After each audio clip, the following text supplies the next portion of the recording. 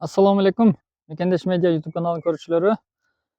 Бүгүн сиздерге айта турган маалыматыбыз Малина боюнча быйылкы сезон кандай болду, канча сомдон болду, анан Малинанын азырдагы эң маанилүү учуру кыркуу сезим учуру келди. Ошо кыркууну кандай эрежеде кыркабыз, ошол жөнүндө азыр сиздерге бир аз маалымат берем. Ошого видеону аягына чейин көрүңүздөр. Катталууну унутпаңыздар, жаңы көрүп аткандар. Лайк, комментарий сөзсүз сиздерден күтөм. Туугандар, быйыл 2025-жыл 18-июл 17 бүгүн 18 числоодон адашып турам. Малина сезон бүттү. Быйыл биринчи сезону аяктады. Азыр терим бүттү. Азыр эми эски одоларыны кыркабыз азыр. Анан кайсыларын кыркыш керек? Бул местный сорттогу малинанын кыркуу эмеси, учуру. Анан сиздерге дагы полька тууралуу маалымат берем азыр да бир аз да болсо. Полька тууралуу жагымдуу маалыматтар бар. Полька малина өстүргөндөр. Андыктан аягына чейин көрүңүздөр. Туугандар, мынабы мен азыр уже кыркып баштадым. Өзүңүздөр билесиздер, мурда эрте жазда көрсөткөнмүн, майда бир айын арагында. Мына өткөндө башта көрсөткөн, биз чикенкелеп деп коебуз, мынаны кыркуу. Кол менен мынаны сындырып чыккан, билесиздер, ошол малиналар мына азыр мен айткандай уже кулакча атып, мына уже булар бүчүр байлады. Гүлдөйүн деп атат азыр. Экинчи канаты мына, эки канат, эки ачакей болуп ачышты. Мына бул жагы, бул жагы. Мына баардыгы ошондой мына. Бул дагы ошондой, бул дагы ошондой. Мен ошо кыркымда дагы ушуну сиздерге көрсөтөм дегендем, ошону атайын көрсөтүп атам азыр. Бул жерден дагы кыркканбыз мына. Бул жактан бирөө чыккан, бул жактан бирөө. Кээ бирде 3-өө, 4-өө да болуп калат. Бунда да мына мисалы үчүн бул жерден кыркылган, бул жака шак аткан, бул жака шак аткан. Булар күзүндө, мына азыр күзүндө пышат, уже сентябрдан пышый баштайт буюрса. Сентябрдан уже кышка чейин бышый берет. Кыш, декабрь кар түшкөнгө чейин бышый берет. Эми бизде мындай толуй региондо жашайбыз, бирок бизде суук эртерээк түшөт, бирок толук мөөлөрү алып бүтпөйт. Эгер мындай Жалал Абад, Ош, өзгө ушундай ысыыраак жерлерде болсо, бирок толук бышат. Мыналар августка пышат уже буюрса, бир айдан кийин алар уже пышый баштайт, бир айда. Буларды орто терим деп коебуз. Булар орто терим болот. Мыналар уже акыркылары, биринчи эменин акыркылары. Бул мына чыкканы эски одалардан астында баягы тамыры күчтүү болсо, мындай быйылкы эле чыккан өз негизи булчу мына. Көрдүңүздөрбү? Эгерде тамыры күчтүү болсо, мынтип бир жылда эле уже кээде мөө берип коет да. Мына. Анан малина мындай, көрдүңүздөрбү, жоон болот. Одолор мындай бармак. Ушулар жоондор болсо, ушуларды калтырасыздар, туугандар. Мына кыркуу жагын айтайын, сиздерге мен көрсөтүп кетем. Бул жерден көрсөтөйүн. Мисалы үчүн, мына бир түптөн, мына бир түп, мына бир түп малина, туугандар. Карап туруңуздар. Бир түп малина мен азыр бул жерден бирөөнү, экөөнү кыркып салдым. Мына, свежий. Бул эскиси, мына жаңысы. Бирөөнү, экөөнү кырктым, бир түптөн мына экөө калды. Мына экөө, эгерде денелери да мындай сөңгөктөрү жоон болсо, мындай бакубат, кубаттуу болсо, мына мисалы үчүн азыр кылайын.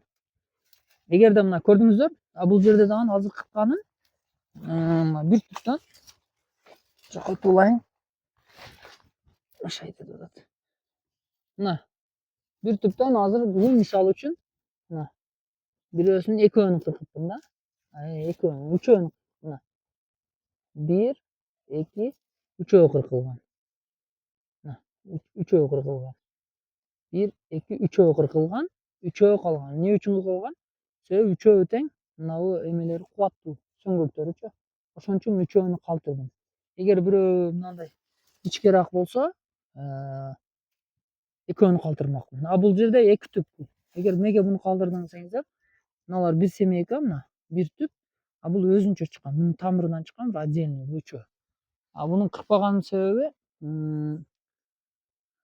бул жакта бүчүрү байлаган экен. Бул эми акча да болчу, туугандар, акча. Муну ар биринен кырка берсек, канча деген малина кыркылып кетет. Ошого буларды калтырып койдум, экөө үчөө. Муну дагы эрте жазда бутаганда ошондо буну алып таштайм. Эрте жазда. Азырынча пока пыша берсин.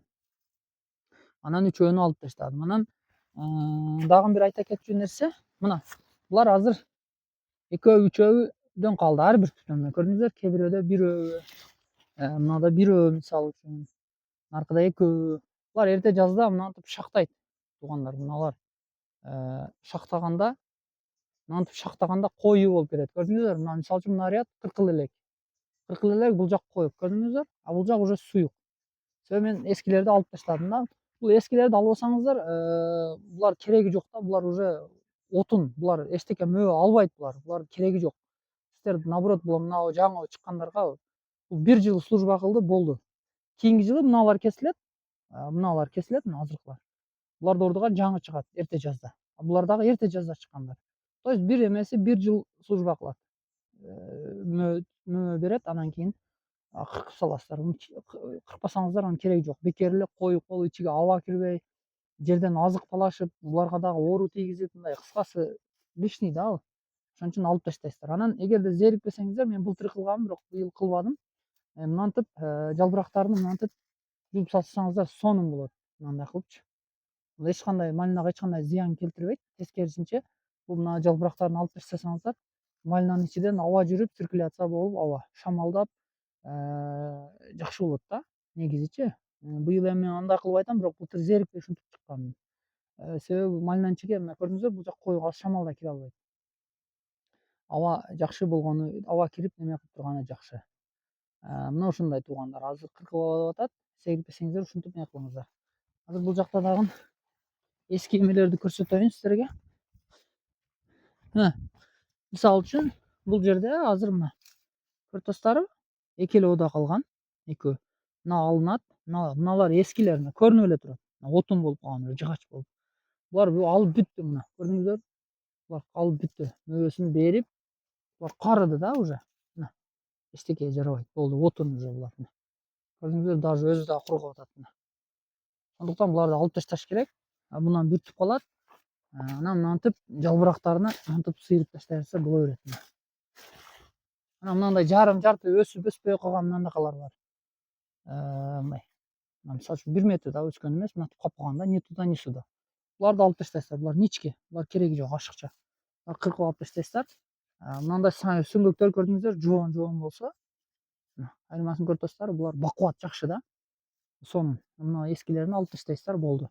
Анан дагы бир айта кетчү нерсе, мен өткөндө жазда дагы мурдагы видеодо айтканымда, мынантип жип менен кысып коем дегенсиздер. Мына көрдүңүздөр, эки жагынан эле пресс жипти өткөрүп туруп, мындай кылып туруп, жип менен мынантип кысып койгонмун.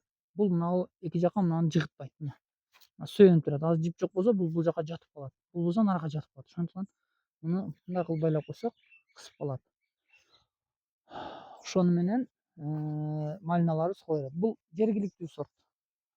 Жергиликтүү сорттогу малина. Анан полька тууралуу азыр айтам, полька. Анан айта кетчү нерсе, анан бул жакта мынабу арыктын боюна бул жака чыла таштайм. Чыла дегенimiz мына арыктан чыккан тазаланган балчыктарды бул жака таштап, кургатып, кургагандан кийин буларды малинанын астыга таштайм. Муну мен азык катары колдоном. Сонун жакшы. Топурак, негизи топурак, бирок удобрение катары кетет да. Мына көрдүңүздөр, арыктын бойлору таза турат. Мен жылда бул жака койбойм. Арабага жүктөп, сразу алып келип төгөм дагы, кургагандан кийин. Анан эмелерге берем. Жанагы кургагандан кийин ушу жерге салам. Өзүңүздөр көрүп тургандай, бул жак картошка. Картошкага дагы бул жер илгери оорум эле таштар бар эле. Ушул арыктан чыккан эле чыланы салып, ушул жер кылып бергем. Мунун асты өзү негизи таштак, оорум бул жерчи. Анан быйыл картошканы да көрүп турасыздар, эмеси жакшы.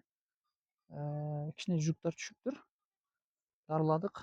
Анан буга тооктун көңүн салдым. Анан күйгүзүп коебу десем, бирок андай болгон жок. Тескерисинче жакшыдай. Эми канчалык түшүм берет, аны көрөбүз. Мына сиздер көрүп аткан азыр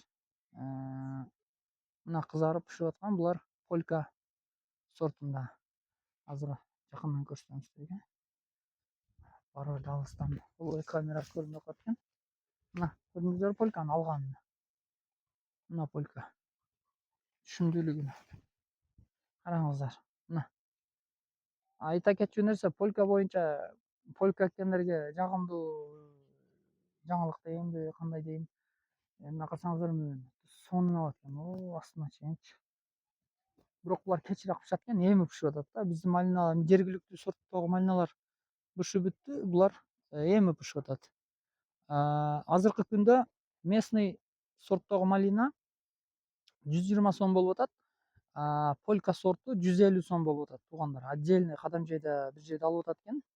Мен алып барып тапшырбадым, бирок алып барып тапшыргандар айтат, 150 сомдон отдельный полканы кабыл атат экен. Бул экспортко мурда видеодо айтканмын.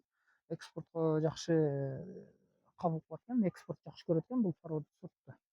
Ошондуктан эгерде көбүрөөк малина кыламын дегендер, мен сиздерге ушу полька сортун сунуштамакчымын.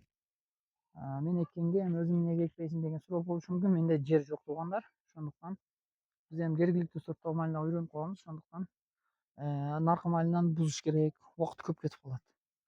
Ошого буну пробага эле эккенмин, бирок жакшы.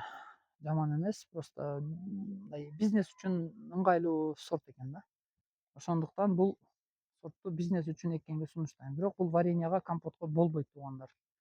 Анан мунун өзгөчөлүгү мына тергенде дагы эмеси жумшак үзүлөт экен. Мындай кылсаң эле үзүлүп калат экен. Тез эле. Наркы мындай кичине связкасы жакшы болуп, үзүлгөнү кыйын болот. Бунуку оңой экен. Ошону менен өзгөчөлүгү экен. Ошондой туугандар. Видеобуз аяктады. Кийинки видеолордо көрүшкөнчө саламатта калыңыздар. Каналга катталышты унутпаңыздар. Лайк, комментарий сөз сиздерден күтөм.